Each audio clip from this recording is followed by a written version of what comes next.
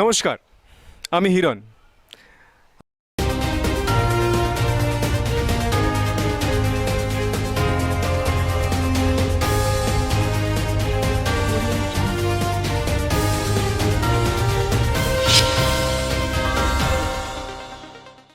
নমস্কার, নিউজিল্যান্ডের পর্দায় আপনাদের স্বাগত। আপনাদের সঙ্গে আমি অর্পিতা। শুরু করছি আজকের বিস্তারিত খবর। ভোট প্রচারে বাংলায় এসে তৃণমূলকে নিশানা করতে ফের চাকরি বাতিলকে হাতিয়ার করলেন प्रधानमंत्री नरेंद्र मोदी। केंद्र सरकार की हर योजना में यहां टीएमसी के तोलाबाज लूटपाट मचा रहे हैं। टीएमसी के तोलाबाजों ने शिक्षकों की भर्ती में लाखों नौजवानों के साथ धोखा किया है और कैसा भ्रष्टाचार हुआ वो तो नोटों के बंडल देखे आपने। मशीन थक जाते थे, नोट गिनने वाले मशीन थक जाते थे बंगाल में, इतने रुपये मार लिए। वर्तमान तो ऐसे भ्रष्ट टीएमसी नेताओं को अब जनता भी पहचानती है, जान गई है कि ये जो शिक्षक भर्ती घोटाला हुआ है, लेकिन उसमें बहुत निर्दोष लोग भी हैं जो सचमुच में शिक्षक की नौकरी के हकदार है। ये बाकियों के पाप के कारण ये निर्दोष लोग भी मुसीबत में गिर गए हैं। मैंने पश्चिम बंगाल के हमारे बीजेपी के अध्यक्ष से कहा है कि हम पार्टी के तौर पर ये जो शिक्षक भर्ती में जिनकी नौकरी गई है उसमें नेक ईमानदार लोग हैं, हम उनकी मदद कैसे कर सकते हैं।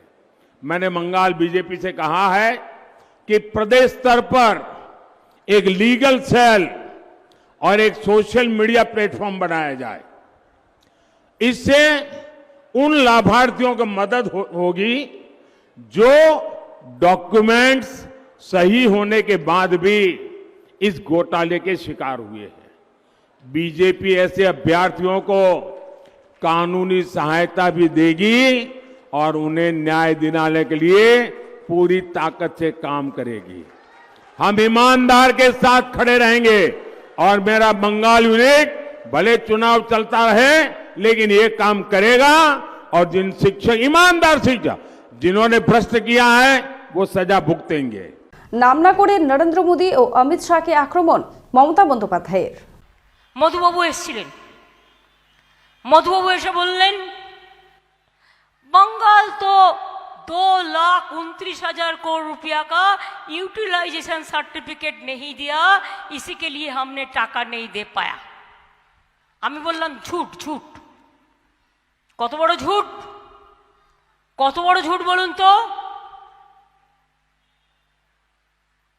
আমাদের সময় যত ইউটিলাইজেশন সার্টিফিকেট আমরা সব দিয়ে দিয়েছি, এক পয়সা বাকি নেই। আর তোমায় যদি মধুবাবু জিজ্ঞেস করি, তোমার বিধুবাবুর সরকারের 52,000 কোটি টাকা 32টা ডিপার্টমেন্টের ক্যাগ রিপোর্টের 4.1 ধারায় বলছে তোমরা কোনো ইউটিলাইজেশন সার্টিফিকেট দাওনি, তা মধু বিধু দুই ভাই গড়াগড়ি খাও এবার। মধু বিধু দুই ভাই মিথ্যা কথা বলা অন্যায়, তাই গড়াগড়ি খাও ভাই।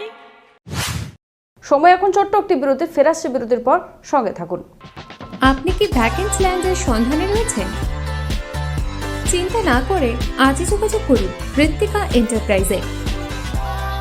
আমরা রুবি হসপিটালের 3 কিলোমিটার থেকে 12 কিলোমিটারের মধ্যে ল্যান্ড সেল করি। ভ্যাকেন্সি ল্যান্ডের দাম 80,000 থেকে 2,70,000-এর মধ্যে। তাহলে আর দেরি কেন, আজই চলে আসুন আমাদের অফিসে।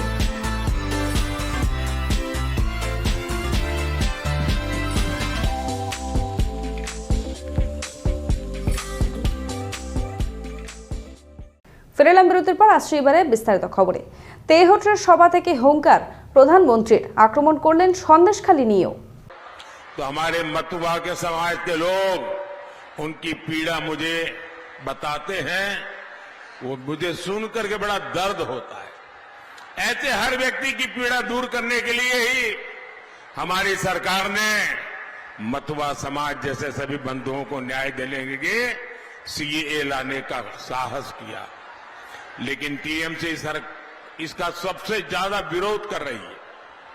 लोगों को उम्मीद थी कि टीएमसी इसका सबसे ज्यादा समर्थन करेगी, लेकिन टीएमसी के लिए वोट बैंक की राजनीति सर्वोपरि है और अब तो इन लोगों ने हद ही कर दी है। ये लोगों के बीच सीए के बारे में दुष्प्रचार भी कर रहे हैं। टीएमसी को किसी पीड़ित हिंदू को अधिकार मिलने से एलर्जी है, लेकिन टीएमसी को ये पता होना चाहिए कि वो सीए को लागू होने से रोक नहीं सकती। टीएमसी सरकार ऐसा कोई काम करती नहीं जो संविधान और कानून के मुताबिक हो, जो लोकतंत्र के मुताबिक हो। इसका एक बहुत बड़ा उदाहरण संदेश खाली है। संदेश खाली में क्या चल रहा है ये टीएमसी के टॉप लीडर्स को पहले से पता था, लेकिन संदेश खाली बहनों से ज्यादा वो अत्याचारी इनके काम का था।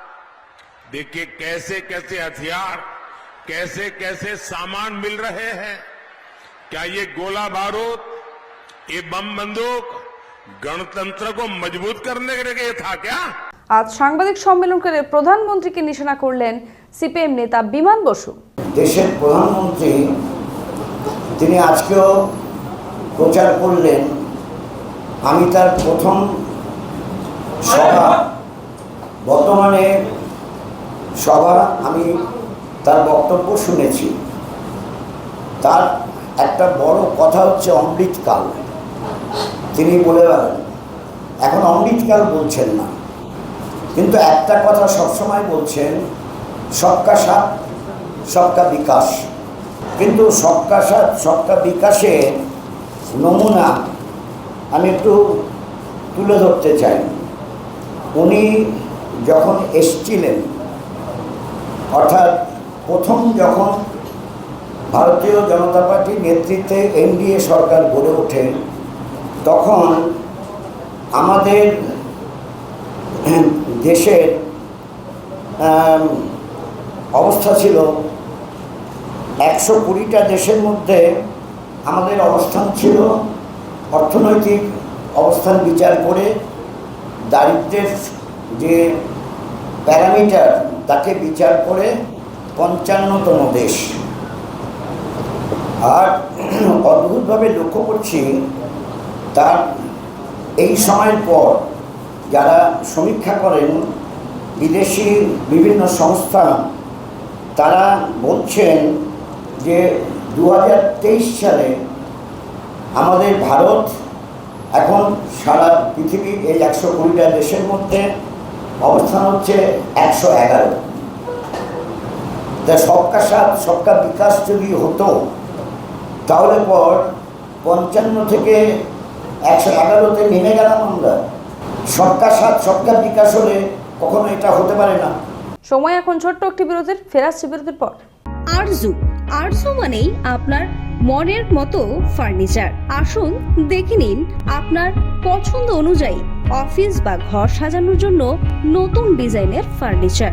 ডিজাইনেবল সোফা, আলমারি, ড্রেসিং টেবিল, অফিসের জন্য রকমারি চেয়ারের সাথে দোলনা, বিভিন্ন রকম ডিজাইনেবল ফার্নিচার। তাহলে আর দেরি না করে চলে আসুন আরজুতে। 74 Rajdanga Gold Park, Kolkata 700107। 52D Raja S C Mallick Road, Jadavpur, Kolkata 700032। Phone number 8100472255, 8240411427।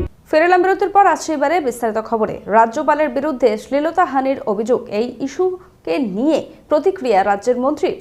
রাজ্যপালের বিরুদ্ধে শ্লীলতাহানির অভিযোগকে কেন্দ্র করে তোলপাড় রাজ্য রাজনীতি। এরই মাঝে বিস্ফোরক C V Ananda Bose. All the generous allegations and the frequent innuendos passed on me by some political forces. I understand, my friends, there is more in the offing. But one thing is clear. None of the absurd dramas is going to deter me from our determined efforts to expose corruption and curb violence.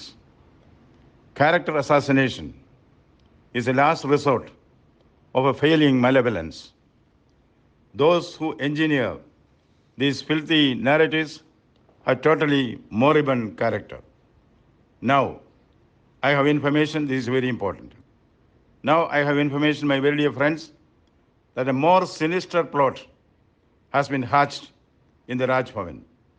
We know the characters chosen for this. Beware. এদিকে এই ইস্যুকে নিয়ে প্রতিক্রিয়া দিয়েছেন রাজ্যের মন্ত্রী চন্দ্রিমা ভট্টাচার্য। এরপরই তার বিরুদ্ধে অসংসদীয় মন্তব্যের অভিযোগ উঠেছে। রাজভবন সূত্রে জানা গিয়েছে, রাজ্যের মন্ত্রী চন্দ্রিমা ভট্টাচার্যের রাজভবনে ঢোকায় নিষেধাজ্ঞা জারি করা হয়েছে।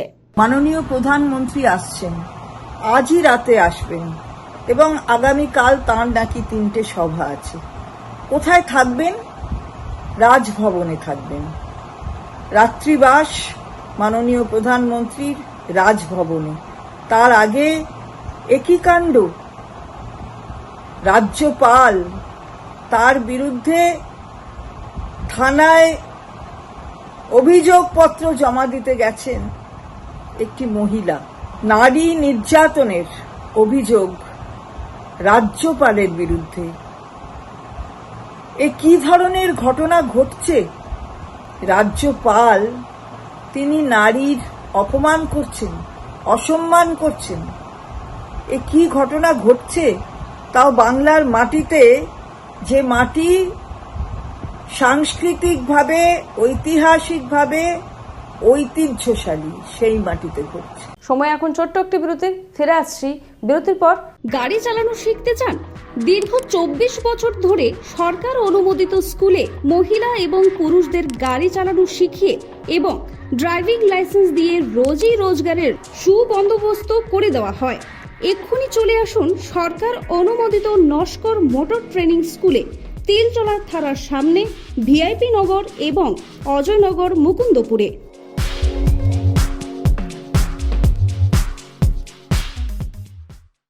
ফিরেলাম বিরতির পর, আসছি এবারে বিস্তারিত খবরে। রাজ্যপাল ইস্যুতে এবার গর্জে উঠলেন সায়নী লাভলি। রাজ্যপাল সিভি আনন্দ বোসের বিরুদ্ধে এক বিস্ফোরক অভিযোগ উঠল। এই গুরুতর অভিযোগের বিরুদ্ধে এবার গর্জে উঠলেন তৃণমূল বিধায়িকা লাভলি মৈত্র এবং যাদবপুর কেন্দ্রের লোকসভা তৃণমূল কংগ্রেসের প্রার্থী সায়নী ঘোষ। রাজপুর সোনারপুরে করছিলেন প্রচার, তার মাঝেই সাংবাদিকদের মুখোমুখি হয়ে কি বললেন লাভলি মৈত্র আর সায়নী ঘোষ, শুনবো। এটা অত্যন্ত আনফরচুনেট, দুঃখের এবং ভয়াবহ, এরকম আমরা আগে কোনোদিন শুনিনি।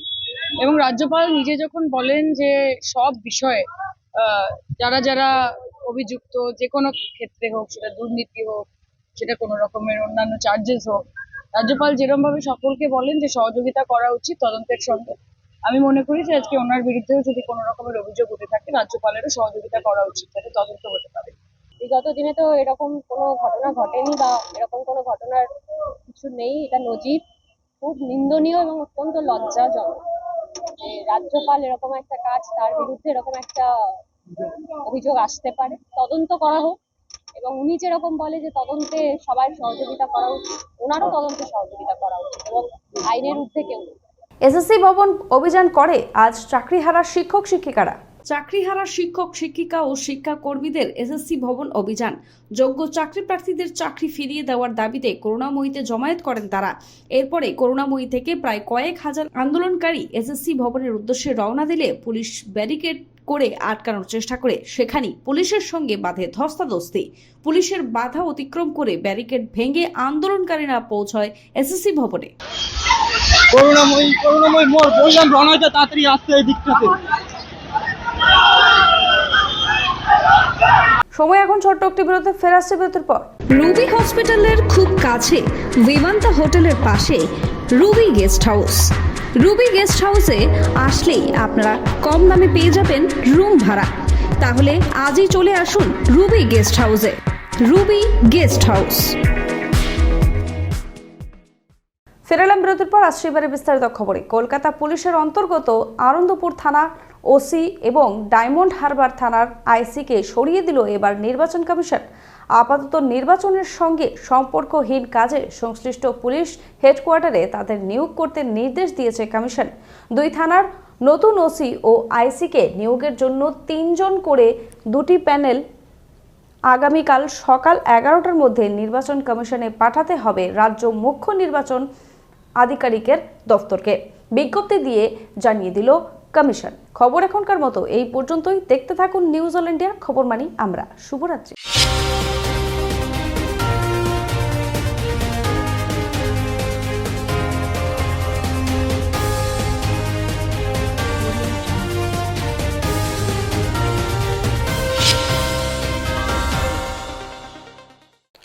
নমস্কার, আমি রুদ্রনীল। আপনারা দেখছেন নিউজ অল ইন্ডিয়া, খবর মানেই আমরা। আমি রোজ দেখি, আপনারাও দেখুন।